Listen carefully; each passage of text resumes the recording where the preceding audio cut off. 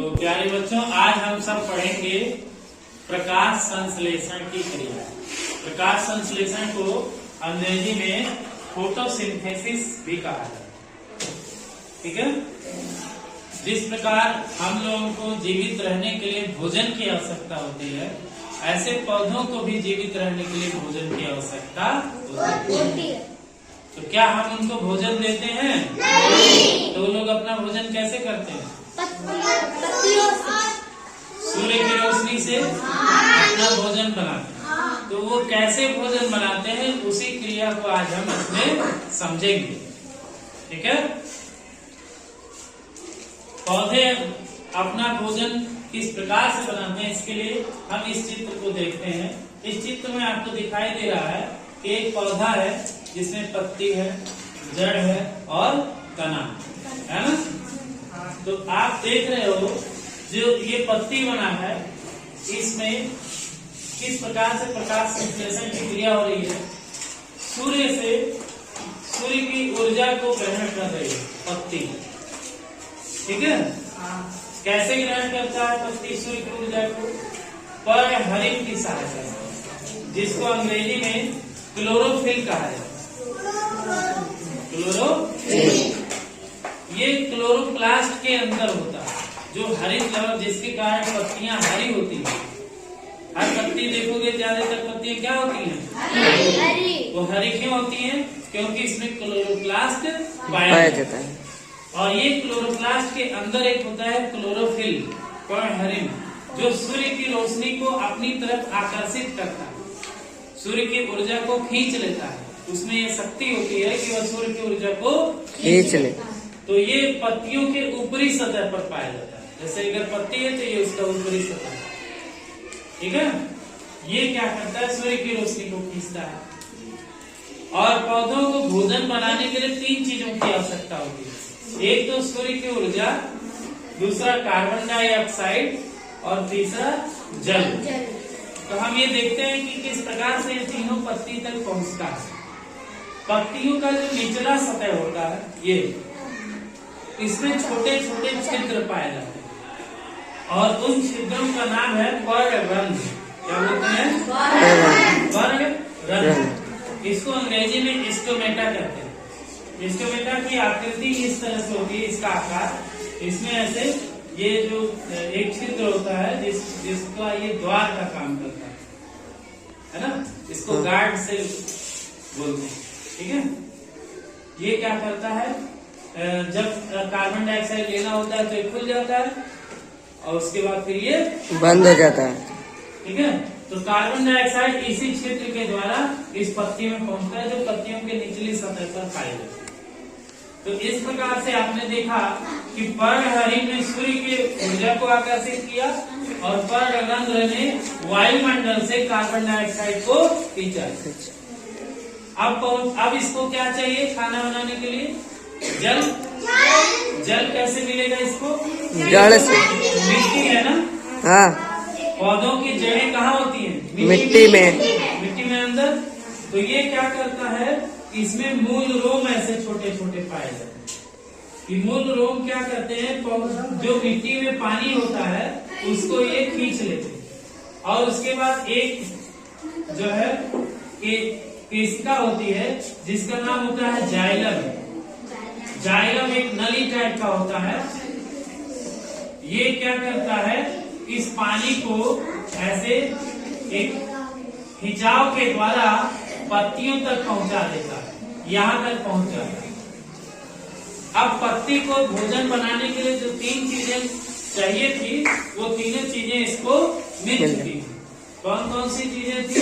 सूर्य का प्रकाश, carbon dioxide और जल है ना। ये 3 चीजें इसको चाहिए थी और तीनों चीजें जो पत्ती तक पहुंच गई, तो जो अगर हमारे पास ही खाना बनाने के लिए जो चीजें मिल जाए वो उपस्थित हो, तो क्या हम खाना बना सकते हैं? हाँ। उसी तरह से अब पत्ती भी इसका खाना बना सकते हैं। क्योंकि पौधों का भोजन पत्तियों में बनता है, इसलिए पत्तियों को कहा गया है कि ये पौधों का रसोई घर है। हरित लवक के अंदर इसका खाना बनता है ना। पत्तियों में हरित लवक होता है और हरित लवक के अंदर जो है पर्णहरित होता है, वहीं पर इसका भोजन बनता है और इस भोजन बनने की क्रिया को प्रकाश संश्लेषण कहते हैं। प्रकाश संश्लेषण अभी पूरा नहीं हुआ जब तक कि इसका कुछ भोजन बन नहीं। तो जब ये तीनों चीजें मिल जाती हैं तो देखो इस प्रकार से एक क्रिया होती है। कार्बन डाइऑक्साइड और पानी दोनों आपस में जुड़ते हैं किसकी उपस्थिति में? सूर्य का प्रकाश। सूर्य के प्रकाश की उपस्थिति में दोनों आपस में क्रिया करते हैं और इनका भोजन बनता है जिसका नाम है ग्लूकोज। क्या नाम है? ग्लूकोज। और इसके बाद कुछ बाई प्रोडक्ट उत्पाद के रूप में ऑक्सीजन भी निकलता है जो हमारे लिए अत्यंत ही आवश्यक है। बिना ऑक्सीजन के हम लोग जीवित नहीं हैं। तो पौधे ही हमको ऑक्सीजन देते हैं, है ना। प्रकाश संश्लेषण की क्रिया के द्वारा पौधे ही ऑक्सीजन हमको देते हैं। तो इस पूरी क्रिया को क्या कहेंगे? प्रकाश संश्लेषण। क्या बोलेंगे? प्रकाश संश्लेषण। प्रकाश संश्लेषण। एक बार फिर से समझेंगे। जब पौधे कार्बन डाइऑक्साइड और जल के द्वारा सूर्य के प्रकाश की और पर्णहरित की उपस्थिति में अपना भोजन बनाते हैं ग्लूकोज के रूप में और ऑक्सीजन उसमें सह उत्पाद के रूप में निकलता है, तो इस पूरी क्रिया को प्रकाश संश्लेषण कहते हैं। ठीक है। जब हरे पौधे कार्बन डाइऑक्साइड और जल के द्वारा सूर्य के प्रकाश की उपस्थिति में ग्लूकोज और ऑक्सीजन को बनाते हैं तो इस पूरी क्रिया को क्या कहेंगे? प्रकाश संश्लेषण। संश्लेषण। ग्लूकोज जैसे हम जो भोजन करते हैं उससे हमको ऊर्जा मिलती है ना, तो ये भी भोजन जो बना इसको करेंगे, खाएंगे तो इससे इनको क्या मिलेगी? ऊर्जा। और ऊर्जा मिलेगी तो ये कौन सा काम करेंगे? ये उससे जो है अपना दैनिक क्रियाकलाप जो भी है जैसे सांस लेना, उत्सर्जन क्रिया करना, है ना, फल देना, ये सारी क्रिया इससे करेंगे। तो इसमें जो ऊर्जा इनको खर्च हो जाएगी वो तो खर्च हो जाएगी, लेकिन ये इतना ज्यादा ऊर्जा बनाते हैं ग्लूकोज के रूप में तो पूरा खर्च नहीं हो पाता। तो वह भोजन इनका इकट्ठा होता है, संचित होता है कहीं। ठीक है। और जो संचित होता है वही भोजन फिर हम लोग प्राप्त करते हैं, क्योंकि हम लोग सूर्य की रोशनी से अपना भोजन नहीं बना सकते। क्या बना सकते हैं हम लोग? अगर हम लोग धूप में खड़ा हो जाए तो क्या हमारा पेट भर जाएगा? नहीं। हमको भोजन कहाँ से प्राप्त होगा? पौधों से प्राप्त होगा। हम पौधों से ही जो प्राप्त होता है वही खाते हैं। अगर पौधे नहीं रहेंगे तो हम कुछ भी खाने के लिए नहीं है ना, और हम लोग भी जीवित नहीं रहेंगे, क्योंकि पौधे नहीं रहेंगे तो ऑक्सीजन हमको मिलेगा नहीं, है ना। इस वायुमंडल में ऑक्सीजन 21% तो है, लेकिन उसको मेंटेन कौन करता है? पौधा है। पौधा जहाँ नहीं रहता है वहाँ पे ऑक्सीजन की क्या होती है? अब ये जो भोजन इकट्ठा हो जाता है तो वो इनका भोजन स्टार्च के रूप में इकट्ठा होता है। किसके रूप में इकट्ठा होता है? स्टार्च के रूप में। पहले तो ये जो भोजन यहाँ पर बना है ये पहले पौधे ही अपने हर अंगों तक पहुँचाएंगे, क्योंकि पत्तियों में बन रहा है तो पत्तियों के सारे अंगों को भोजन की आवश्यकता होती है। तो ये भोजन जो बन जा रहा है उसको एक नली के द्वारा कह सकते हैं, पाइप होता है जिसका नाम होता है फ्लोएम। क्या नाम होता है? ये जो है भोजन पहुंचाने का काम करता है। और कहाँ कहाँ पहुंचाता है? जड़ में, तना में, फल में, है ना। जहाँ जहाँ पौधे का अंग रहेगा हर जगह ये फ्लोएम क्या करेगा? भोजन को पहुंचाएगा। ये ऐसे लेके जाएगा यहाँ तक जहाँ जहाँ इसका पौधा का जो है अंग रहेगा वहां तक इस भोजन को पहुंचाएगा, जिससे पौधे के हर भाग को ऊर्जा मिले। ठीक। और ये जो जाइलम था ये क्या काम कर रहा था? जाइलम क्या काम कर रहा था? पानी पहुंचाने का काम, जल पहुंचाने का काम। ये कहाँ पहुंचाता था केवल? पत्ती। और ये जब भोजन बन जाता है तो फ्लोएम इसको लेकर के पौधे के हर भाग तक पहुंचाता है।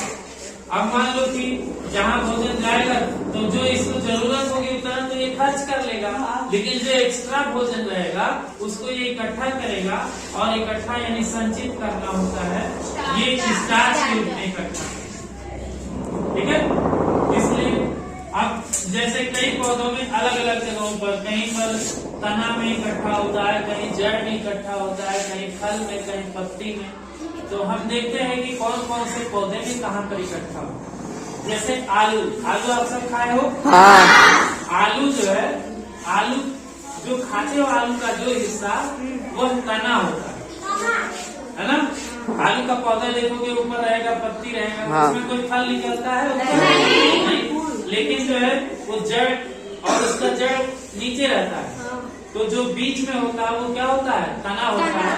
और तना उसका रूपांतरित हो, जैसे हर पौधे का तना इस तरह है, लेकिन आलू का पौधा जो है ऐसे रूपांतरित हो गया, गोल हो गया, उसका तना गोल सा निकलता है, तो उसको क्या कहते हैं हम लोग?